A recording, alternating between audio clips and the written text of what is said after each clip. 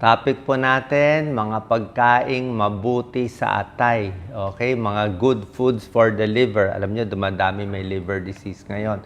Lalo na yung fatty liver disease, ang dami may fatty liver. May lugar sa ibang bansa, I think sa Japan, may isang pag-aaral, parang 40% may fatty liver disease.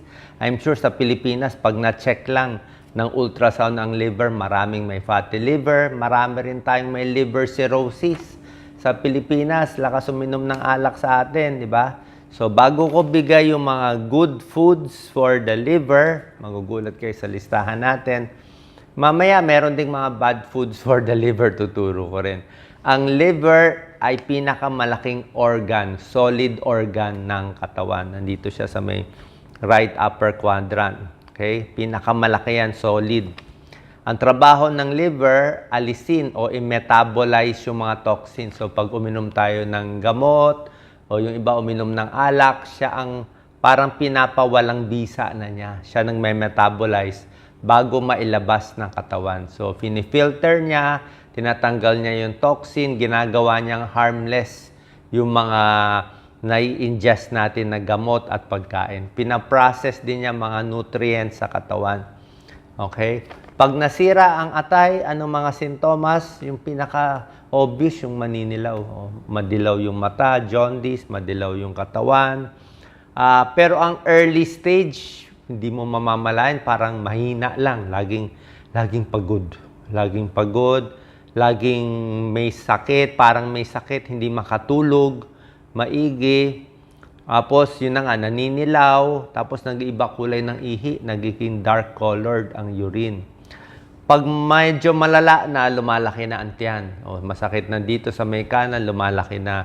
Parang may tubig na yung tiyan, ascites. Tapos yung paa, nagmamanas na rin konti. Bukod sa fatigue, meron din isang sign ng liver disease. Pwedeng liver cirrhosis tong sign. Pwedeng liver disease o iba, meron din sa liver cancer. Ganito ang sign eh. Yung namumula yung kamay. Tingnan mo, pula. Palmar erythema. Ibang klaseng pula niya. Talagang pula dito. Pula siya. So, yung sign ng liver. Minsan hindi mo mapansin eh. So, yan. Palmar erythema.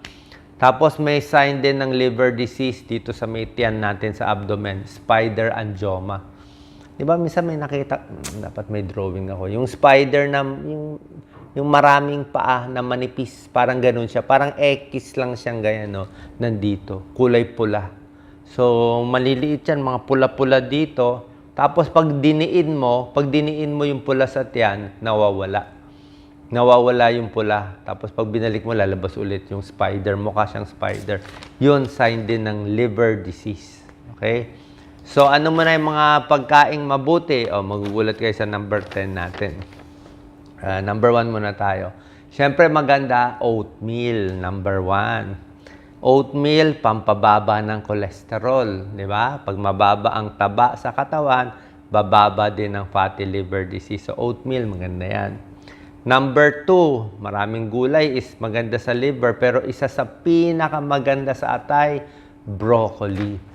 Sobra daming pag-aaral ng broccoli. Talagang sa lahat ng gulay, parang nasa top 5 siya. Na parang best gulay siya. Kaya mahal ang broccoli.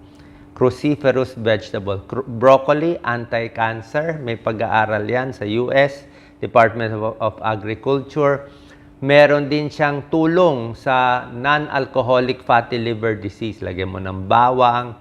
Green leafy vegetables, nakakabawas ng fatty liver. Ang broccoli, mahal lang. Kung mahal ang broccoli, pwede cauliflower, may tulong na rin. Pwede cabbage, kale, mahal ang kale. Number 3, isang magandang gulay din, spinach. Spinach. Sa atin, local spinach natin, kangkong, pwede na rin. Pero ang tunay na spinach, may glutathione. Glutathione, maganda sa liver. So, yan, broccoli, green leafy vegetables, spinach. Number 4, mahal eh. Maganda sa liver, kaya lang mahal, strawberry. Pero mas maganda pa, blueberry. Blueberry talaga, super taas ang polyphenol, antioxidant. Siguro kung kayo ay mga overseas worker sa ibang bansa, makakabili kayo ng blueberry. Sa atin, strawberry na lang. Nakakabawas ng non-alcoholic fatty liver disease. Super dami sa antioxidant itong blueberry, strawberry, cranberry, basta berry. Number 5, green tea. Sa lahat ng tsaa, green tea ang mataas sa antioxidant. May pag-aaral pag umiinom ng green tea, nakakabawas ng SGPT, SGOT, itong liver enzymes. Nababawasan din niya fatty liver disease, fatty liver cancer. Kaya lang ang green tea sa lahat ng bagay ay moderation pa rin. Hindi ko sinabi na buong araw green tea ka na lang. Siguro 2 basong green tea every day, pwede yan. Number 6, ito maganda, grapes. Meron tayo grapes. Pero ang sekreto sa grapes, maraming grapes, diba? May green, may red, may purple, may black, diba? Maraming kulay ang grapes. Ang pinakamagandang kulay ng grapes, yung red o yung purple. Red grapes, purple grapes, mas maraming antioxidant siya. So, less sira ng cellula, less inflammation, maganda sa liver, maganda sa buong katawan. Number 7, mani. Kahit anong mani, pwede. Pero yung mani, tulad na sinabi ko, hindi yung mani na nabibili sa supermarket na commercial. Ang problema nga sa Pilipinas, yung mani natin, puro asin, puro betchin, minsan may caramel pa, nakabalot. Merong mani na binibenta, yung mani lang mismo Yung healthy lang, unsalted. Di ba? Minsan may nabibili na sa plastic na maramihan. Basta healthy, walang salt, mani lang mismo, very healthy. Buto ng kalabasa, pwede rin. So, basta mani, unsalted, walang mantika, tapos yung safe yung hindi yung masangsang na luma na. Kasi yung lumang mani, pwede rin may amag. Basta healthy nuts, pwede yan. Isang dakot, 30 grams lang, konti lang kakainin nyo. So, ito. Number 8, fatty fish. Okay, fatty fish, mataas sa omega-3 fatty acids, nagpapababa ng triglyceride, liver fat, yung mga tanigi, tulingan. Yan, local to, tanigi, tulingan, dilis, tawilis, pwede, tambakol, sardinas, tuna, konti lang, wag na masyadong marami. Okay? So, tulad na sabi ko, sa fish, siguro, isang linggo, 3 times to 4 times in a week, di ba? Isda. Ulitin ko lang, isa nut sa konti lang, konti lang. Isang maliit lang. Hindi ko sinabi na marami. Parang isang dakot lang ang kakainin natin. Number 9, moderate coffee consumption. Pwede ang kape. Okay? Ang kape, 2 cups of coffee in a day. Pero hindi ko sinabing kape na maraming asukal, maraming whipped cream, hindi yun. Yung kape lang na black coffee, 2 to 3 cups, pwede yan. May antioxidant, may glutathione. At number 10, magugulat kayo hot water lang. Oo. Hot water, makakaiwas ka na sa fatty liver. Simpleng-simple. May pag-aaral to sa European Journal of Clinical Nutrition noong 2021. Bagong-bago lang.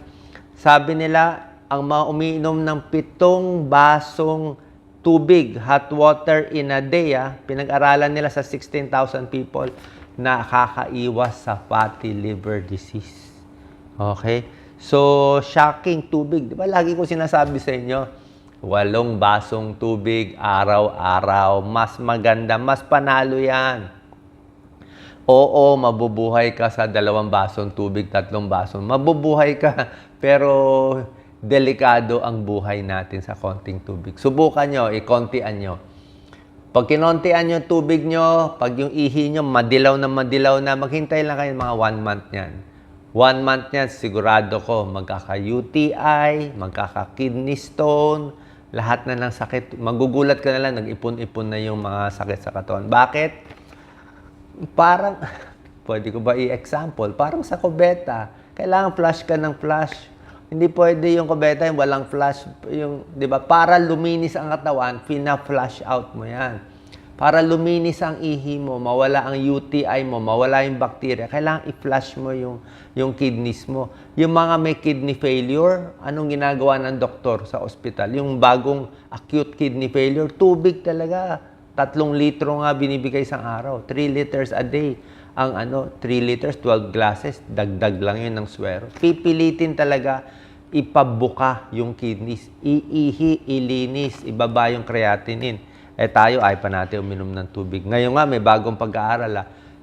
Tubig, hindi lang sa kidney disease maganda, hindi lang sa tiyan maganda, hindi lang sa utak, maganda pa sa liver disease. Ito, bawas sa non-alcoholic fatty liver.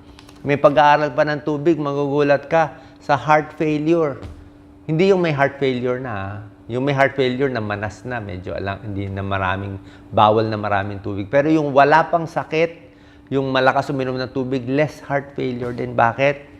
Pag dehydrated kasi ang katawan, hindi maganda eh. Pag dehydrated, hindi makatrabaho ang organs, hindi makatrabaho ang liver. Ang trabaho ng liver, alisin yung toxin, alisin yung ininom mong alak, alisin yung mga drugs na, yung mga gamot na nainom mo. Paano niya ito magagawa? Wala kang tubig. Dehydrated ka. Hindi siya makaandar. Okay? Marami kang tubig, less constipation. Labas din yung toxin sa yung mga dumi sa katawan, di ba? Maraming tubig, papayat ka rin. Good, mabuti rin yun. Yung green tea na sinasabi ko, tubig din yon. Itong kape, tubig din naman yan. Di ba? Counted yan, lalo na pag hot water. So, sana po na-convince ko kayo. Ito sa pag-aaral niya, 7 glasses of, sa 7 basong tubig. Pero yun ang minimum. Yung umiinom ng wala pang 7, yung 4 glasses a day, marami nagka-fatty liver. Hindi mo kasi mamamalayan, isip mo, tubig lang, hindi ako inom. Hindi mo alam, nasira na yung puso, nasira na yung kidney, na kidney failure na UTI na hindi mo alam. Ngayon, na liver problem pa, hindi alam. Hindi lang umiinom ng tubig. Lalo na sa Pilipinas, sobrang init. Basta nanilaw yung ihi mo, not okay. Kaya sinabi ko, paggising sa umaga, 1 baso, 2 baso sa umaga. O kahit 1 baso lang. Pag senior, 1 baso lang ang recommend, isang inuman, 1 baso, pahinga muna 1 oras bago another glass. Pero kung bata ka, kahit 2 baso, kaya mo. Hindi ko sinabi uminom ng 10 baso agad, masama yun. Yung normal lang nga mga 8 to 12 glasses of water or fluid in a day. Pag ayaw mo nga tubig, di lemon water. O may 1 buko ka, pwede rin naman. Pero mas maganda sa katawan, tubig lang, less calories. Okay? So, yan ang mga good foods natin, oatmeal, broccoli, spinach, strawberry, blueberry, green tea, red grapes, healthy nuts, fatty fish, moderate coffee lang, hindi matatamis, and hot water. Ano ang pinaka-bad? Lista ko lang yung pinaka-bad para number 1 sa pinaka-masama sa kidney, alak. Lalo na sa hindi sanay uminom ng alak, biglang inom ng alak. Gaano karaming alak ang pwede kung meron ka ng fatty liver? May mataas na SGPT, SGOT mo sa blood test. Gaano karaming alak pwede mo inumin? 0. May sira na atay mo, 0 na talaga. Kung wala pang sira ang atay, gusto pa masira ang atay, pwede dumami. Pero may tulong, sabi na iba, may tulong daw yung red wine. May tulong yung red wine kasi may grapes siya Red wine kasi may grapes Yung grapes ang okay, hindi yung alcohol. 'Di ba? Masarap uminom ng alak, relax na pampalasing. Kaya lang hindi po maganda may calories. Lalo na yung beer, pampataba lang ang beer. Kung gusto mo, konting-konti. Okay? Konting-konti lang. Everyday, 1 beer lang, kung di ka naman mataba, o 1 wine glass lang na maliit. Pero pinakamaganda, pag may liver disease, 0 alcohol. Smoking din, 0, syempre. Number 2, mga fried foods and fatty foods, di ba? Matataba, mamantika, mapa-fatty liver. Number 3, bawal, yung mga matatamis, processed foods. Yung mga may high fructose corn syrup, yung mga nasa pastry, nasa cake, nasa donut, nasa ice cream, na yan, matatamis. Number 4, yung nasobrahan sa vitamin A, meron din yan. Pero bihira lang naman to. Yung maraming multivitamin sabay-sabay iniinom. Baka na hindi mo alam, ang dami mo na inad-add na sobrahan ka vitamin A. Number 5, safe ang paracetamol. Pero ayon sa pag-aaral, paracetamol ang number 1 cause ng overdose. Pag na-overdose, nasira ang liver, paracetamol. Hindi ibig sabihin masama ang paracetamol. Ibig sabihin, paracetamol na sinobrahan. Di ba paracetamol dapat sa bata may sukat lang, sa matanda, ganun lang. Every 4 hours, o 3 times a day, 4 times a day, sa lagnat, tapos tama na. Dahil nga lahat ng bahay natin may paracetamol, ang bilis kunin ng kung sino-sino, ang bilis inom-inumin, kala nila candy, kaya na-overdose. Diba? Yun ang madali eh, kaya siya nagiging number 1 cause ng overdose. At yung paracetamol sa kidney kasi ang nagme-metabolize. Number 6, soft drink, syempre matatamis. Number 7, yung mga gulay dapat huhugasan. Contaminated foods, fruits and vegetables, hugasan, walang pesticide, walang toxin. And number 8, dapat magpapapayat, wag overweight. So pag sobrang pagkain, masama din sa liver. Saan po nakatulong to? Ano yung bawal? Ano yung good foods? Lalo na yung pag-inom ng tubig, simpleng-simple lang. So tingnan nyo lang. Sa isang araw, kung meron siguro isang unhealthy ka na kinain, na wala kang choice, napapa-fast food ka, nakakain ka na sinigang na baboy, di ba? Maraming taba. So, bawiin mo na lang sa tanghali o sa gabi. So, meron kang mga healthy food at paminsan-minsan, sumasablay, okay na po yan. Salamat po.